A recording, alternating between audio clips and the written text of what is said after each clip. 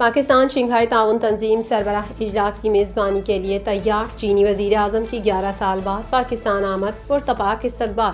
وزیر اعظم شہباز شریف نے نور Khan air base پر چینی وزیر اعظم کا استقبال کیا۔ پیپلز پارٹی اور MQM کے درمیان آئینی ترامیم کے معاملے پر اتفاق۔ مولانا فضل الرحمان کا کہنا تھا کہ آئینی ترامیم پر کافی حد تک ہم آہنگی پیدا ہو چکی ہے، امید ہے ہمارے مطالبات قبول کر لیے جائیں گے۔ ڈاکٹر شاہ نواز کے قتل کے خلاف مارچ کے شرکا پر تشدد، پیپلز پارٹی نے معذرت کر لی۔ شیریں رحمان کا کہنا تھا کہ پارٹی کی طرف سے مارچ کے شرکا سے معذرت خواہ ہوں، ہم پولیس کارروائی سے بہت شرمندہ ہے۔ کراچی کے مختلف علاقوں میں صبح سویرے بوندا باندی، موسم خوشگوار۔ کراچی میں آئندہ 24 گھنٹوں کے دوران موسم گرم اور خشک رہنے کا امکان۔ بحیرہ عرب میں ڈپریشن، ماہی گیروں کو گہرے سمندر جانے سے روک دیا گیا۔ حزب اللہ کے اسرائیل پر ڈرون حملوں نے تباہی مچا دی۔ القسام بریگیڈ کا جنوبی غزہ میں متعدد اسرائیلی فوجیوں کو ہلاک کرنے کا دعویٰ۔ شہر کے مشرق میں الجنینہ محلے میں کئی صہیونی فوجی ہلاک اور زخمی۔ ڈونلڈ ٹرمپ پر تیسرے حملے کا شبہ، اسلحہ بردار شخص گرفتاری کے بعد ضمانت پر رہا۔ حکام کا کہنا ہے کہ اب ٹرمپ کسی خطرے میں نہیں ہے۔ پولیس کا کہنا ہے کہ واقعے کی تفتیش جاری ہے۔ Islamic Finance TV, the only TV channel of the fastest growing Islamic economy in the world and the prime mover of Islamic finance news. Follow us on our social media handles and watch our reports and educational program at www.islamicfinancetv.com.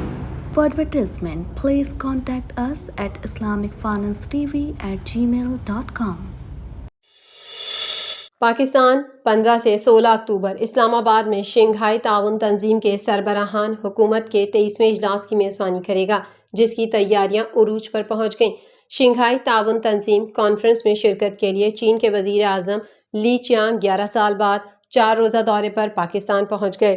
Pakistan Shanghai تعاون تنظیم کے سربراہی اجلاس کی میزبانی کے لیے تیار ہے۔ اس حوالے سے غیر ملکی وفود کی آمد کا سلسلہ بھی جاری ہے۔ 2 روزہ SCO سربراہ اجلاس کا کل سے آغاز ہونے جا رہا ہے۔ وزیر اعظم شہباز شریف نے نور خان ایئر بیس پر چینی وزیر اعظم کا استقبال کیا۔ نائب وزیر اعظم اسحاق ڈار، وزیر داخلہ محسن نقوی، وزیر منصوبہ بندی احسن اقبال اور وزیر اطلاعات عطا تارڑ بھی اس موقع پر موجود تھے۔ معزز مہمان کا ریڈ کارپیٹ استقبال کیا گیا۔ چینی وزیر اعظم کو 21 توپوں کی سلامی دی گئی۔ ثقافتی لباس میں ملبوس بچوں نے چین کے وزیر اعظم کو پھول پیش کیے۔ پاکستان آمد کے بعد چینی وزیر اعظم لی چیانگ نے اپنے پیغام میں کہا کہ شنگھائی تعاون تنظیم سربراہان حکومت کی 23ویں میٹنگ میں شرکت کرنے اور وزیر اعظم شہباز شریف کی دعوت پر پاکستان کا دورہ کرنے پر بہت خوشی ہے۔ چینی وزیر اعظم نے کہا، جیسے ہی میں جہاز سے اترا مجھے گرم جوشی سے خوش آمدید کہا گیا۔ پاکستانی عوام کی گہری برادرانہ دوستی اور مہمان نوازی نے متاثر کیا۔ پاکستان ایک اہم ترقی پذیر ملک، ابھرتی ہوئی منڈی اور بڑا مسلم ملک ہے، جبکہ پاکستان چین کا ہر موسم کا اسٹریٹجک تعاون کرنے والا ساتھی اور آہنی دوست ہے۔ لی چیانگ کا مزید کہنا تھا کہ پاکستان کو چینی عوام بہت پسند کرتے ہیں اور سراہتے ہیں۔ 73 سال میں دونوں ممالک نے مستقل اعتماد قائم رکھا اور ایک دوسرے کی حمایت کی۔ چین پاکستان تعلقات 2 طرفہ ریاستی تعلقات کی ایک عمدہ مثال بن گئے ہیں۔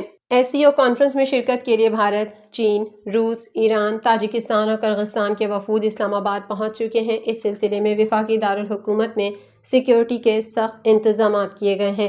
اسلام آباد شہر میں پاک فوج کے دستے تعینات کر دیے گئے، جبکہ میٹرو بس سروس آج 14 اکتوبر سے 17 اکتوبر تک بند رہے گی۔ واضح رہے کہ پاکستان 15 اور 16 اکتوبر کو شنگھائی تعاون تنظیم کے رکن ممالک کے سربراہان حکومت کی کونسل کے 23ویں اجلاس کی میزبانی کرے گا، جو وزیر اعظم شہباز شریف کی زیر صدارت جناح کنونشن سینٹر میں منعقد ہوگا۔ اجلاس میں بھارت کے وزیر خارجہ جے شنکر، ایران کے اول نائب صدر محمد رضا عارف، کرغزستان کے وزراء کابینہ کے چیئرمین زاپاروف اکیلبیگ، تاجکستان کے وزیر اعظم گوہر رسول زادہ، ازبکستان کے وزیر اعظم عبداللہ اریپوف شریک ہوں گے۔ پیپلز پارٹی اور MQM کے درمیان آئینی ترامیم کے معاملے پر اتفاق ہوا ہے۔ نائب صدر پیپلز پارٹی سینیٹر شیریں رحمان اور ڈاکٹر عاصم حسین کی سندھ ہاؤس میں MQM کے وفد سے ملاقات ہوئی۔ MQM وفد میں گورنر سندھ کامران ٹیسوری، ڈاکٹر فاروق ستار اور امین الحق موجود تھے۔ دونوں جماعتوں کے درمیان آئینی ترمیم کے معاملے پر اتفاق رائے ہوا اور شفافیت کے ساتھ آگے بڑھنے پر اتفاق ہوا۔ ملاقات میں اس طرح کے روابط جاری رکھنے پر بھی اتفاق کیا گیا۔ شیریں رحمان نے کہا کہ آج MQM کے ساتھ سیر حاصل ملاقات ہوئی۔ MQM اور پیپلز پارٹی کا پرانا تعلق ہے۔ آج ملاقات میں تعمیری گفتگو ہوئی۔ شیری رحمان نے کہا کہ چیئرمین بلاول بھٹو زرداری کی ہدایت پر تمام اسٹیک ہولڈرز کو اپنے آئینی مسودے پر اعتماد میں لے رہے ہیں۔ ہم نے آج ملاقات میں MQM رہنماؤں کو آئینی عدالتوں کے قیام کے حوالے سے آگاہ کیا۔ ملاقات میں دونوں وفود نے اپنی ترجیحات پیش کی۔ دوسری جانب ٹنڈو الایار میں میڈیا سے گفتگو کرتے ہوئے مولانا فضل الرحمان نے کہا کہ پارلیمنٹ کا کام ہی آئین اور قانون میں ترمیم کرنا ہے، لیکن آئینی ترمیم آتی ہے تو اس پر اختلاف بھی ہوتا ہے۔ ملکی حالات اور ضرورت کے تحت قانون سازی ہونی چاہیے۔ ہم نے ملک اور عوام کے مفاد میں سب کچھ کرنا ہے۔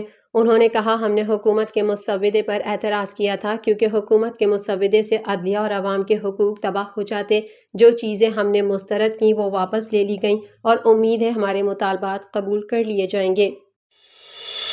پیپلز پارٹی نے کراچی میٹروپول پر ڈاکٹر شاہ نواز کے قتل کے خلاف مارچ کے شرکاء پر پولیس کے تشدد کے واقعے پر معذرت کر لی۔ تفصیلات کے مطابق پیپلز پارٹی کی سینیٹر شیری رحمان نے سماجی رابطے کی ویب سائٹ ایکس پر کراچی میٹروپول میں ڈاکٹر شاہ نواز کے قتل کے خلاف مارچ کے شرکاء پر پولیس کے تشدد پر اپنے پیغام میں لکھا، ہم جمہوری جماعت ہیں، شہریوں کے حقوق کا احترام کرتے ہیں، پارٹی کی طرف سے مارچ کے شرکاء سے معذرت خواہ ہوں۔ شیری رحمان نے مزید لکھا، مارچ کے شرکاء سے بدسلوکی کے حوالے سے فون پر معافی مانگی ہے، ہم آج کی پولیس کارروائی سے بہت شرمندہ ہیں۔ گزشتہ روز کراچی پریس کلب کے باہر مظاہرین کی جانب سے دفعہ 144 کی خلاف ورزی پر پولیس نے کارروائی کرتے ہوئے احتجاج کرنے والوں کو منتشر کرنے کے لیے لاٹھی چارج، شیلنگ اور واٹر کینن کا استعمال کیا۔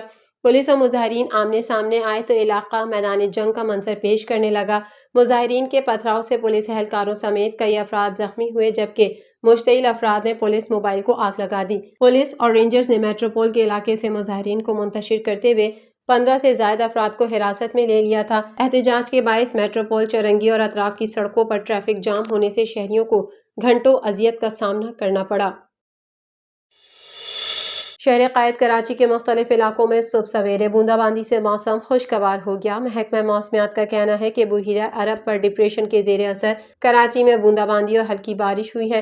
کراچی میں ایئرپورٹ، امیجینا روڈ، صدر، آئی چندری گڑھ روڈ سمیت مختلف علاقوں میں بوندا باندی ہوئی ہے۔ اس کے علاوہ لانڈی، قائد آباد اور اطراف میں بھی بادل برسے ہیں۔ بحیرہ عرب سے بادل شہر کی جانب آئے ہیں۔ کراچی میں آج وقفے سے مطلع ابرآلود اور بوندا باندی کا امکان ہے جبکہ کراچی میں کل بھی مطلع جزوی ابرآلود رہنے کا امکان ہے۔